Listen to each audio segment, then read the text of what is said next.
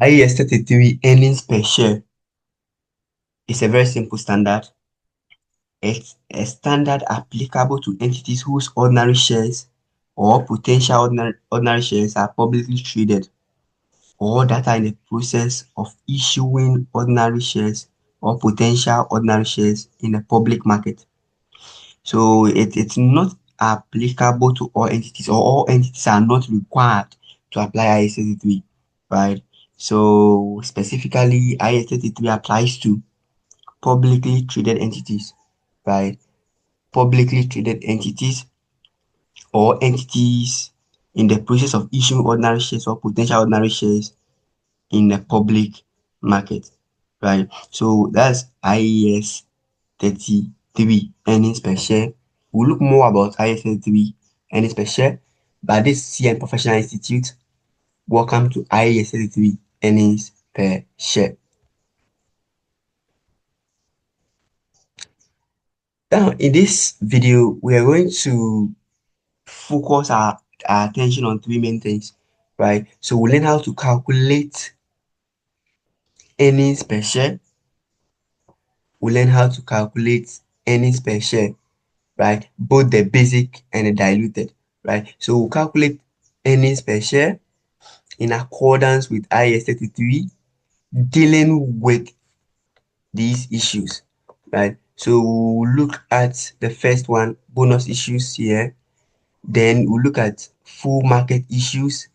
We'll look at right issues.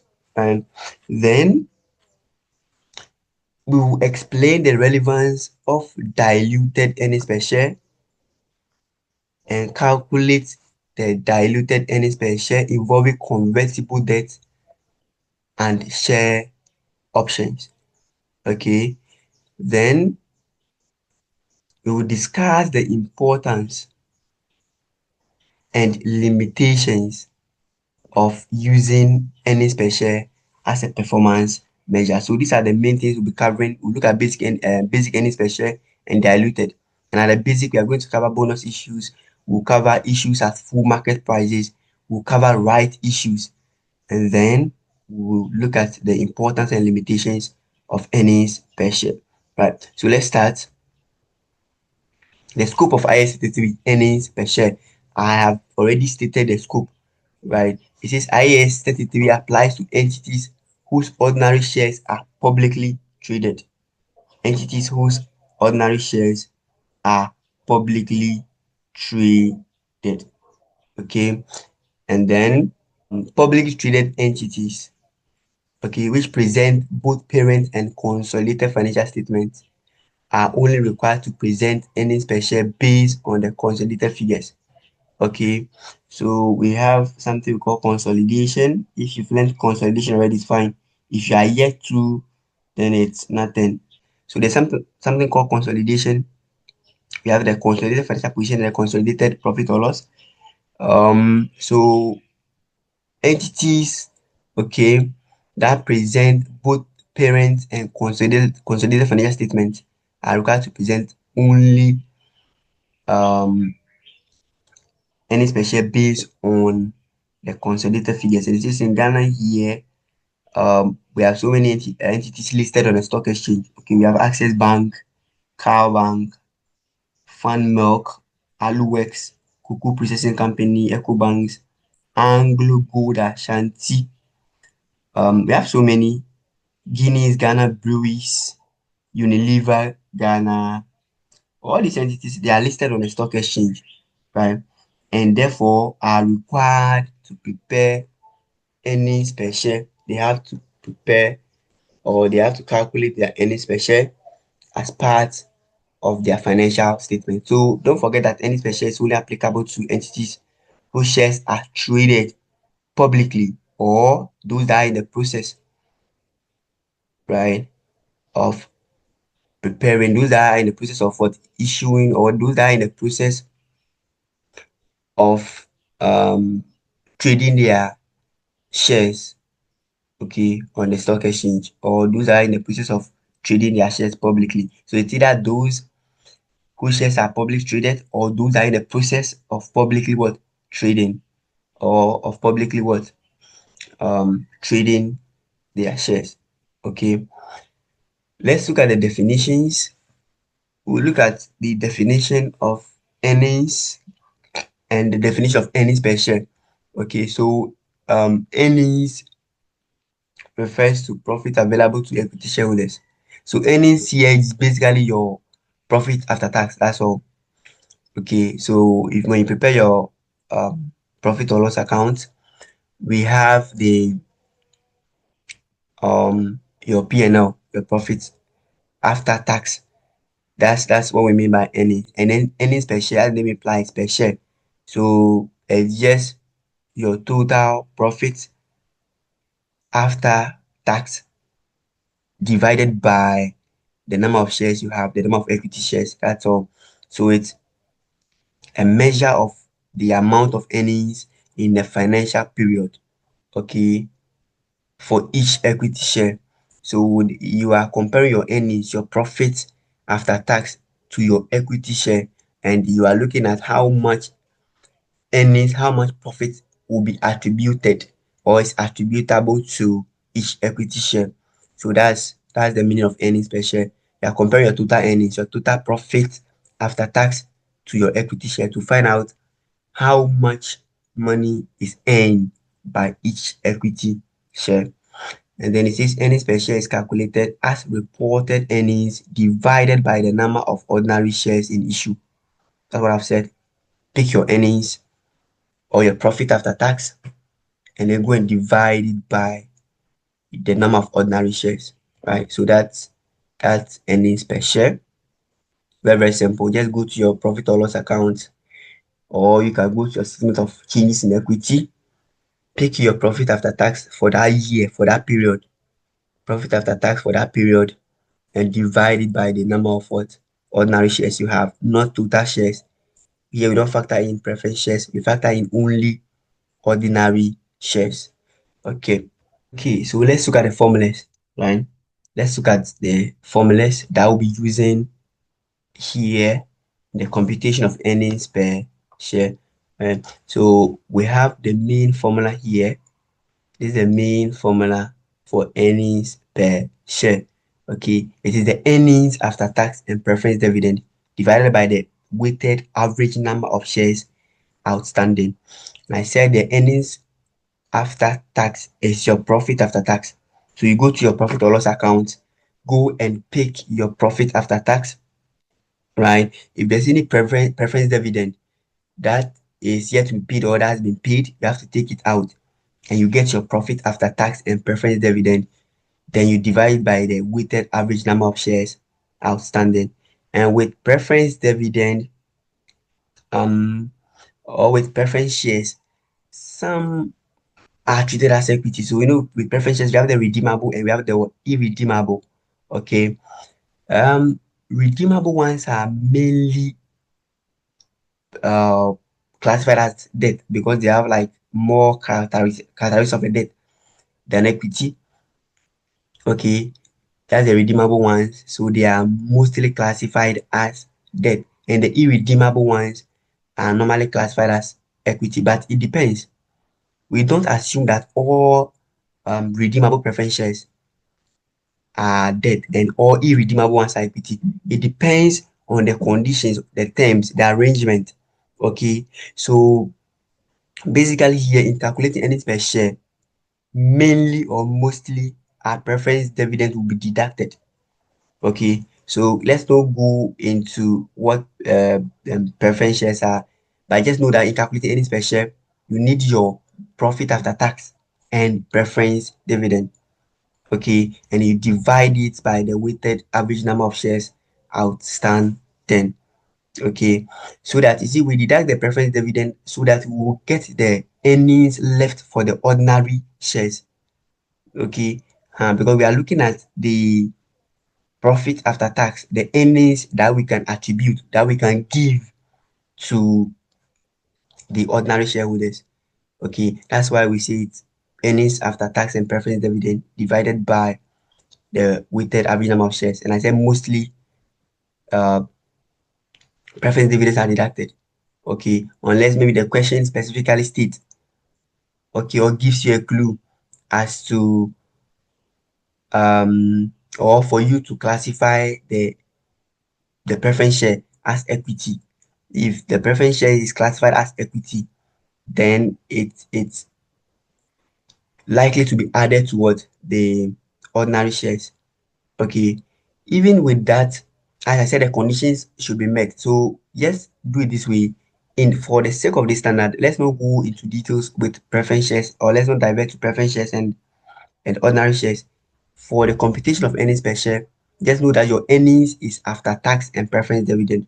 So pick your earnings or your profit after tax, deduct your preference dividend, you get earnings after tax and preference dividend, and then you divide by the weighted average number of shares outstanding. And the standard is heavily about this, calculating the average number of shares what outstanding. That's what we're doing throughout. The earnings after tax and preference dividend is normally given the question. It's normally given the question for you. Okay, so it's mainly, or the standard is heavily about calculating the weighted average number of what shares. And we have something here to up here. It says P ratio, right? That is the price earnings ratio. So that's the market price of the share divided by earnings per share. Market price per share divided by earnings per share. And this formula is here because sometimes you might be given the P ratio in the question, while the earnings per share will not be given to you. Okay, and we know we need earnings per share to calculate. We need the earnings per share here.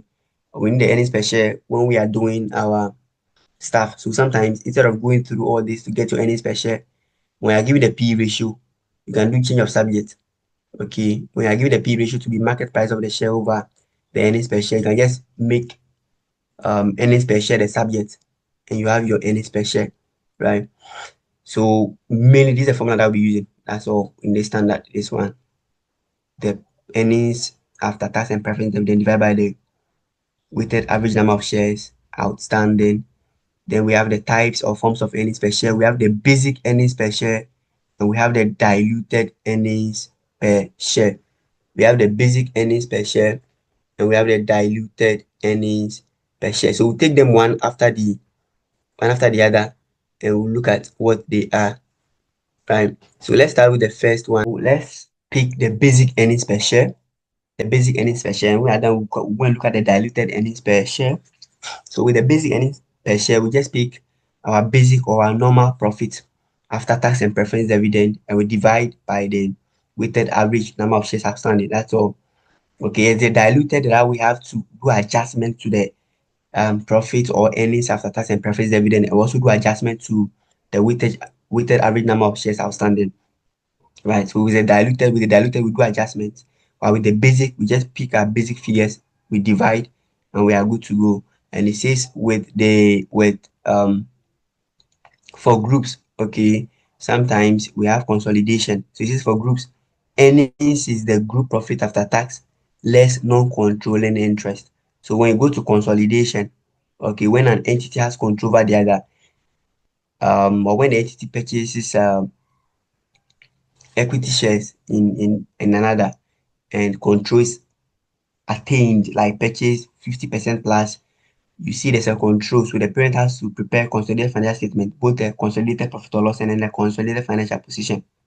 Now, when you are done adding the figures of both the parent and the subsidiary, we go to the attributable side. Attributable, right? So we have attributable, we have parents and what? NCI. Okay, so the portion attributable to the parent is what we use in calculating the earnings per share if we are dealing with groups. Okay, so this thing here one is about groups. When we are preparing the earnings per share, or when we are calculating earnings per share for a group, we use the earnings attributable to the parent. Okay, that's the total, which is the total earnings minus the NCI. Total earnings minus the NCI. Okay, so if you know done consolidation, don't stress. If you have to, and you are computing earnings per share for a group, then we use the earnings attributable to the parent, which is the same as the total earnings lessen or minus your non-controlling interest, right? So that's how we compute the earnings per share, the basic ones. Okay, the basic earnings per share. Let's look at changes in the number of shares during a period. And as I said, this standard earnings per share is mostly about the denominator here. It's about this one. It's about calculating this 10 here, the weighted average number of shares outstanding. That's what it's about. As I said, profit, okay, after tax and preference dividend, most of the time is given in the question, even if it requires adjustments and few adjustments. But the weighted average number of shares, you have to do it throughout, and that's what the sum is about. Okay, so let's start with computing the weighted average number of what shares. So let's go into details now. It says changes in the number of shares during the period. Okay, and we have issues for full consideration of shares at full market price. So we have the first one is issue at full market price. Okay, so issue at full market price will also change the number of shares during the period. So issue at full market price will change the number of shares. Then we have issue for no consideration of shares with no change in net assets. So we have bonus issues. Bonus issues doesn't add anything. It's just the issue of new shares to existing shareholders for nothing. They don't pay anything. So that's bonus issue. Okay. So with bonus issue, nothing is what paid to the company gets nothing. The company gets what? Nothing. So with bonus issue, nothing comes in. So that we have no consideration. You don't receive extra what money. Okay. So that's with no consideration. Then we have share split. We'll look at them where one share is split into several others, share split, and then reversal or reverse share split. And then we have the right issues. So all these things here, they change the number of shares. Okay, so issue at full market price, bonus issues, right issues, share splits, and then reverse share split. All these things here, they change the number of shares during the period. Okay, so we are going to pick them one by one. We start with the issue at full market price. Then we'll take bonus issue, and then we'll take the right issue. With the share split and then the reverse share split, we will not be covering it here. Um, we'll do it in our main tuition session, the ICAG session, right? So in this video, we'll just be focusing on the full market issue at full market price, bonus issue, and the right issue. And I'm sure that's what you might be needing now along the line.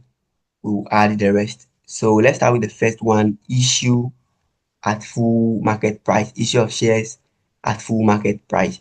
It says earnings should be apportioned over the weighted average equity share capital. What they're saying is that you have to pick your earnings and divide by the weighted average equity share capital, taking, okay, account of date news issues or taking into account of the date any new shares are issued during the year. So we take into account the date in which they were issued. So this is nothing like, you see, when you issue new shares, you have to add it to your existing shares. That's it, right? But I say we should take into account, we should consider the date in which it was issued. If it was issued somewhere 1st July, then July to December, that new share will be in existence for only 6 months. So we have to apply 6/12. That's what it means. The one in existence from or the one there from January to December will be there throughout. So will not be apportioned. But the one bought somewhere or the one issued somewhere 1st July would have to attract the 6/12. So that's what they're saying. We take into account the date, okay, when the shares were issued. We have an example here. Let's try this example. It's very, very simple. Very, very simple. So this is example one, issue of shares at full market price. Issue of shares at full market price. Company A has a financial year ending 31st December. On 1st January year one, there were 6 million ordinary shares in issue. On 1st April, it issued 1 million new shares at full market price. Total earnings in year one were 27 million. Then we should calculate the basic earnings per share. So let's look at this. Very, very simple. Okay, so here, the easiest way to calculate earnings per share here is to use a table. Okay, so we normally use a table. We start with the date. Okay, then we look at the number of shares, number of what shares.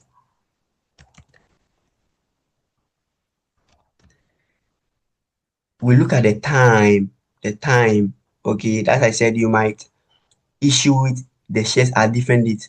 So number of shares, we bring the time,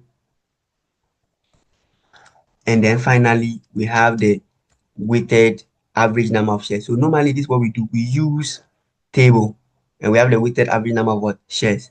Okay, so that's all we need. So normally we use table. When you use table, it's very simple.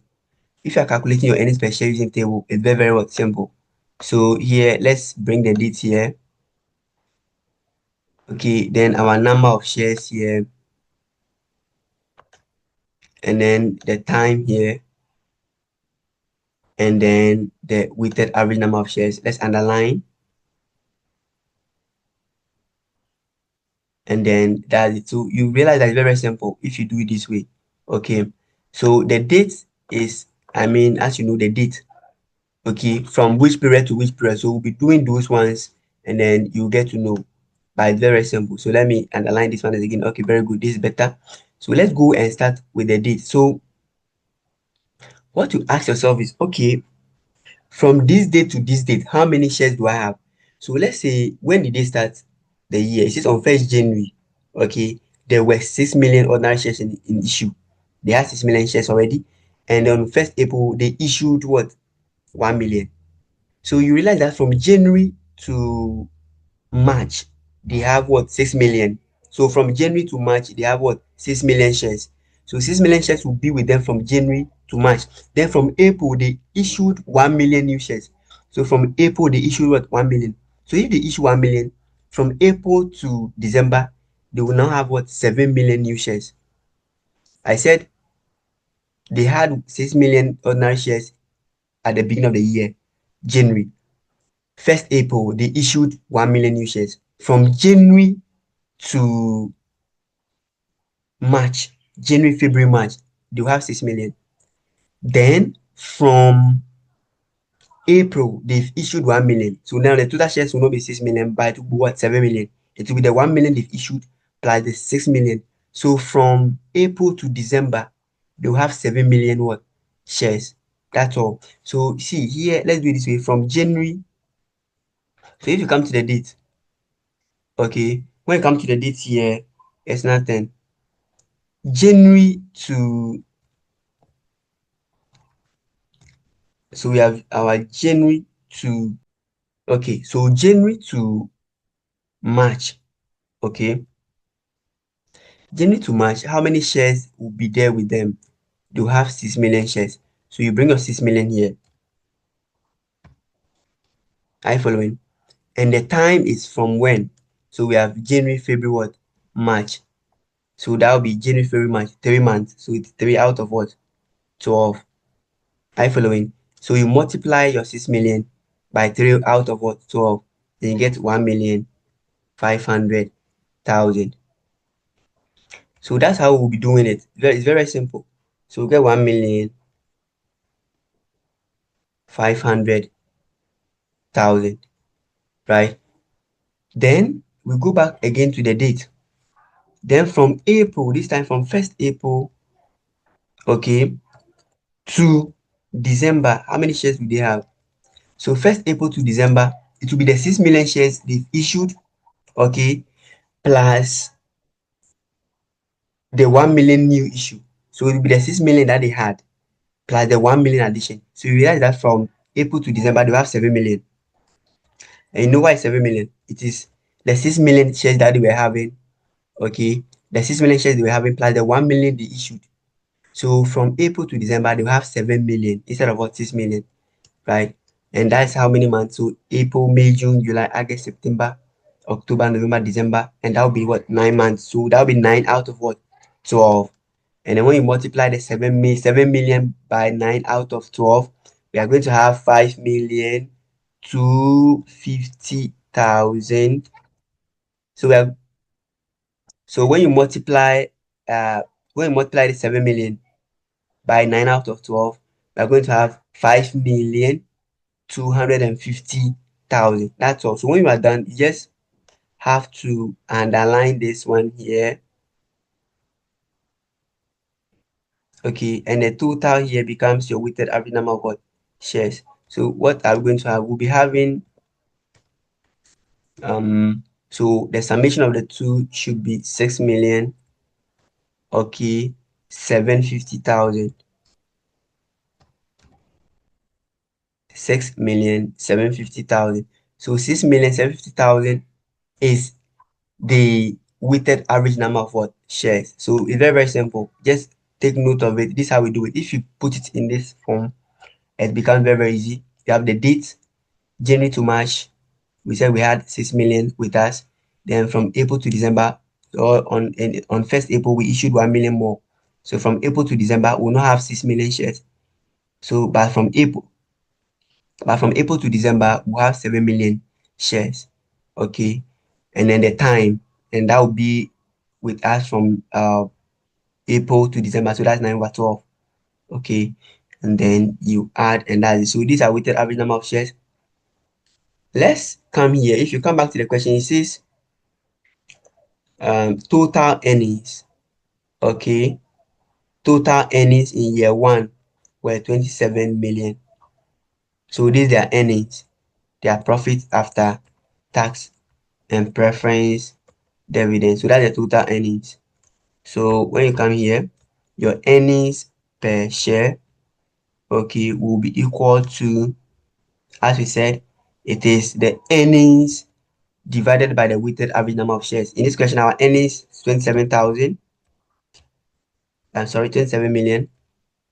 So the earnings 27 million. Then we divide by the weighted average number of shares, 6,750,000. Okay, so it will be the 27 million earnings divided by the number of shares outstanding, 6,750,000. And when we divide, we'll have our earnings per share of Ghana cedi, GH cedis, 4 per share. Okay, so these are earnings per share, 4 cedis per share. Let's look at another example. Okay, let's look at example 2. Example 2 here. Okay, so example 2, the same table, date, number of shares, time, and then what weighted average number of shares what outstanding. So it says company B has a financial year ending 31st December. On 1st January year 3, there were 9 million ordinary shares in issue. On 1st May, company B issued 1,200,000 new shares at full market price. On 1st October, it issued a further 1,800,000 shares, also at full market price. Total earnings in year 3 were 36,900,000. Calculate the earnings per share for the year to 31st December year 3. So we are calculating the earnings per share. Very, very simple. So we are back at the table, or we use the table here. So you here on 1st January year 3, they had 9 million ordinary what shares, right? So the 9 million ordinary shares is what they have at the beginning. Then they issue new one on 1st May. They issued new one on 1st May, right? So what it means is that from January to April, right, they will have 9 million. Then from May it will change. I follow me, because from May it will increase, because from May they've issued new one. May they issued 1,200,000. So it will now increase. So from May they will have 10,200,000. I following, because they have 9 million, they've issued 1,200,000. So from May they will have what? 10,200,000. Then on October, okay, on 1st October, they issued 1,800,000 again. So from October to December, they will have 12 million.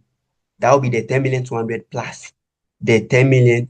That will be the 10,200,000 plus what? The 1,800,000. So it's very simple. Just do it this way. So let's say January to April. January to April, they were having 9 million shares with them. Okay, they were having 9 million shares. From 1st May, the number of shares will change. Are you following? Because it was on 1st May that they issued another 1,200,000. So from January to April, they will have the 9 million shares with them. Then from 1st May, okay, to September, May to September, the number of shares will increase. We'll add the 1,200,000. Okay. And here it's January, February, March, April. So it's 4 months. So the time will be 4 out of what? 12. So the 9 million shares were with them from January to what? April. And that's 4 out of 12. So 9 million by 4 out of 12 should give you what? 9 million by 4 out of 12. 12 should give you 3 million. Oh, okay. Hope my this thing is right. Okay. So that should give you 3 million. Then we continue. Let's go to, they said on 1st May, they issued another one. So May 2. So they issued new shares of 1,200,000 on 1st May. Okay. And then the other one was issued on 1st October. So May, June, July, August, September. Okay, so the new one was issued in October. Okay, so May, June, July, August, September. Okay, May, June, July, August, September. That's when the the new one was issued on 1st October. So May, June, July, August, and September. Okay, we'll be having, so to September, we'll have the 9 million plus the new one issued. So 9 million plus this one here. Okay, to the 9 million opening balance plus the 1,200,000, and that will give us 10,200, sorry, 10,200,000. Sorry, when I say thousand, pardon me. The figures are in millions, sorry. So we have the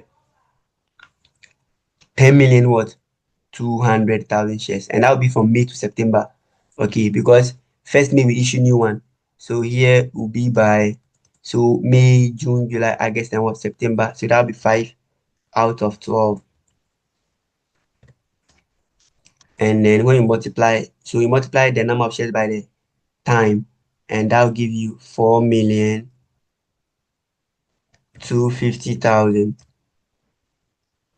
So we are going to have 4,250,000 as the weighted average number of shares. Then we continue to, then we are okay, we got September. The 1st October they issued another one. So October to, this time December to the year end. So October to December.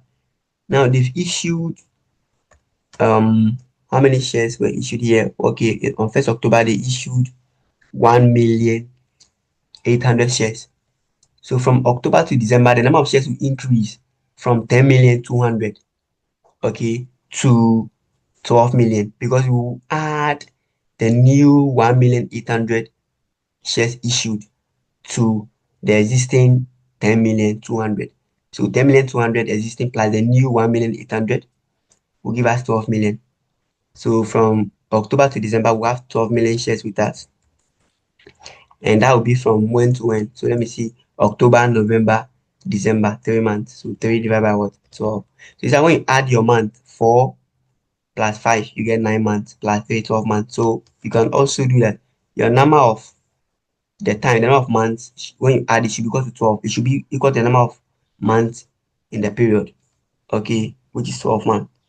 So 12 million by 3 over 12. 12 million times 3 out of 12, which should give us 3 million as well.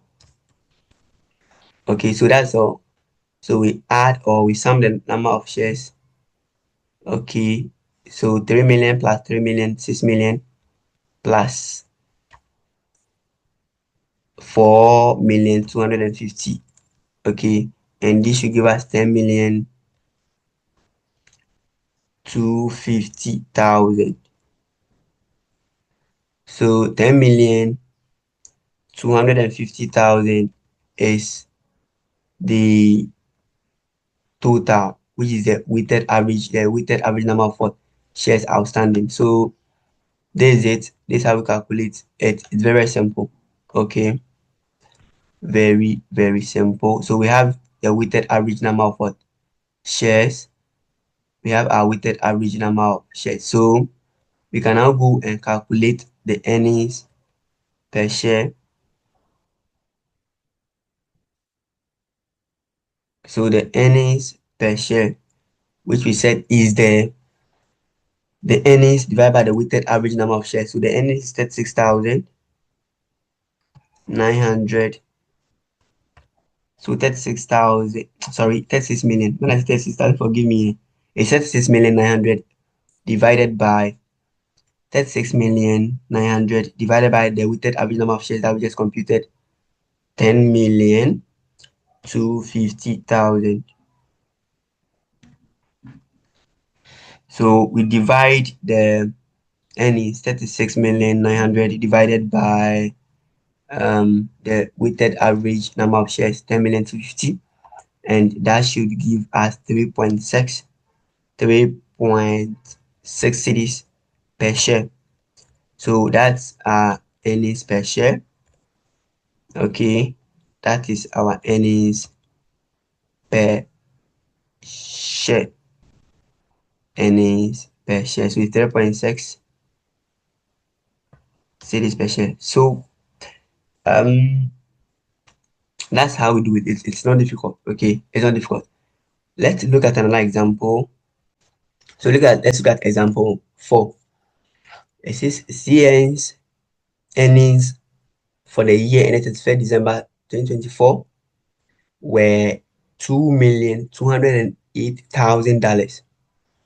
On 1st January 2024, the issued share capital of CN was 8,280,000.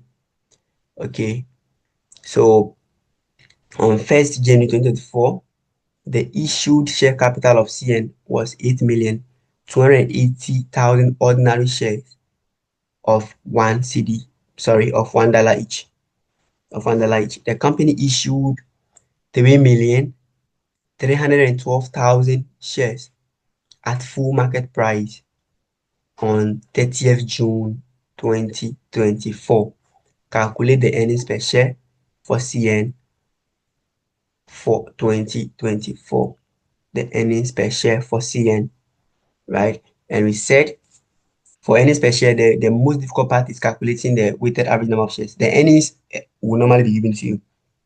Even if not given to you, it will require some small adjustments, right? So let's start. Now, on 1st January 2024, how many shares were they having? They were having 8,280,000 ordinary shares. Okay, and they issued another one at full market price on 30th June 2024. So you'd realize that from January to 30th June, they will have 8,280,000 shares. Then from 1st July to December, we'll add the new issue to the old one to get the total number of shares they'll be having. So from 1st July to December, they'll have 11,592,000 shares, right? We'll add it. So let's go and do it very simple. So we said from January to when did they do the new issue? To June. Okay, so you have to do it January to June. So from January to June, they will have, let me bring this one here. I hope it doesn't enter this one. Okay, so from January to June, okay, so from January to June, okay, they were having, how many shares were they having? 8,280,000. So these are the number of shares that they were having, 8,280,000. And the time will be 6 out of 12 because January, February, March, April, May, June. So 6 out of 12. And when you multiply the 8,280,000 by 6 out of 12, you get 4,140,000. Okay, so that's the weighted average number of what shares. Okay, so this how the first part will be. Okay, we said from January to June they were having 8,280,000 shares. The new one, it was issued, you see, the new one was issued on 30th June. So from July, 30th June is the year end. So from July, the number of shares will increase. We'll add a new issue to the old one. So from July, okay, to December, from July to December, the number of these things will increase. So July to December,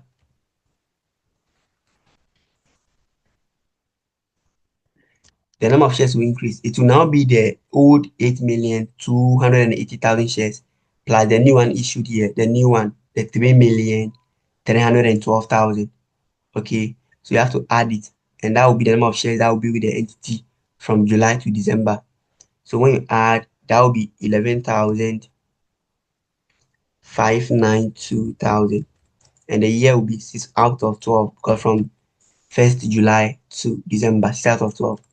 So when you multiply, that should give you 5,796,123.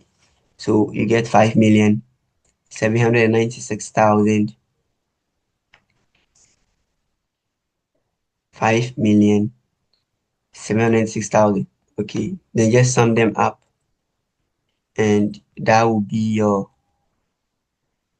So we are going to get 9,936,000. So 9,936,000, 9,936,000. So this is your weighted average number of shares. Let's go and compute the earnings per share. So our earnings per share will be equal to, we said, is the earnings. Here we have the reported earnings here. The question about the reported their earnings. Okay, so that was 2,208,000 divided by 2,208,000. Then we will divide it by the weighted average number of shares, 9,936,000, 9,936,000. Okay, and that will give us earnings per share of 0.22, right? So we are going to have $0.22 per share, right? So this will be the earnings per share, right? Very good. So we are going to have this $0.22 per share, right? $0.22 per share, or you can equally get 22.22 cents, right? So this is the answer. We divided the reported earnings by the weighted average number of shares, and we got 0.22, right? So this is how we go about the issue at full market price. And as the name implies, it is issue at full market price because we are issuing or selling the shares using the market price, using the price on the market. That's why the name is issue at full market price. It's not like bonus issue where we issue but we don't get any money. We just issue to the existing shareholders and then they don't bring, or it doesn't bring in any other capital, right? And then with right issue two, we issue but it's not full price. Okay, we issue to the existing shareholders at a price that is less than the market price. Okay, so that'll be right issue. We'll cover all these ones in the subsequent videos, right? So this is issue at full market price. We have one question left to solve, question 3 here. So in the next video, we'll solve question 3. Then when we are done, we'll look at bonus issue here. We'll look at right issue, and then we'll move on and look at the diluted earnings per share. And when we are done, we'll solve practical questions. We'll solve some ICG past questions, and then a couple of ACCA past questions, right? So I'll see you in the next video.